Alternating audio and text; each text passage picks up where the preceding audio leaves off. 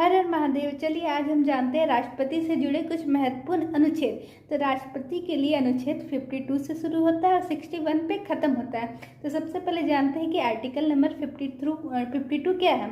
तो 52 में कहा गया है कि भारत का एक राष्ट्रपति होगा और हमारे देश में राष्ट्रपति का जो पद है ब्रिटेन के संविधान से लिया गया है। आर्टिकल 53 बोलता है कि भारत में जितने भी काम होंगे सभी राष्ट्रपति के नाम से होंगे। इसका मतलब राष्ट्रपति संघ की कार्यपालिका का प्रधान होगा। आर्टिकल 54 कहता है राष्ट्रपति के निर्वाचन में कौन कौन भाग लेगा। तो राष्ट्रपति के चुनाव में भाग लेंगे लोकसभा और राज्यसभा के निर्वाचित सदस्य, विधानसभा के निर्वाचित सदस्य, और चूंकि दिल्ली और पुडुचेरी में भी विधानसभा है इसलिए दिल्ली और पुडुचेरी के विधानसभा के निर्वाचित सदस्य। आर्टिकल 55 कहता है कि राष्ट्रपति को अगर चुनाव में जीतना है तो कितने % वोट लाने की जरूरत है।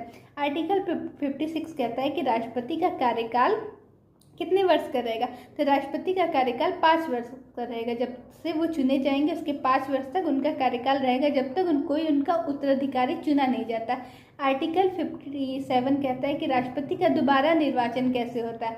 आर्टिकल 58 कहता है राष्ट्रपति की योग्यता क्या है। तो भारत में राष्ट्रपति बनने के लिए हमें भारत का नागरिक होना जरूरी है, 35 वर्ष की आयु पूरी होना जरूरी है और इसके साथ पागल दिवालिया नहीं होना चाहिए। आर्टिकल 58 तक हो गया।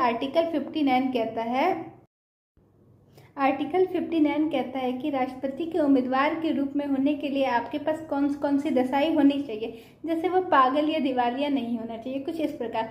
आर्टिकल 60 कहता है राष्ट्रपति के शपथ के बारे में। राष्ट्रपति को शपथ सुप्रीम कोर्ट के चीफ जस्टिस ऑफ इंडिया मतलब भारत के मुख्य न्यायाधीश दिलवाते हैं। आर्टिकल 61 कहता है राष्ट्रपति पर लगाए जाने वाले महाभियोग के बारे में। महाभियोग क्या होता है, अगर राष्ट्रपति संविधान के अनुसार काम नहीं करे तो उस पर संवैधानिक तरीके से हम उनको हटाए जाने की जो प्रक्रिया होती है उसे ही हम महाभियोग कहते हैं। चलिए राष्ट्रपति से जुड़े सभी अनुच्छेद खत्म हो गए। वीडियो अच्छा लगा तो लाइक करें। Thank you.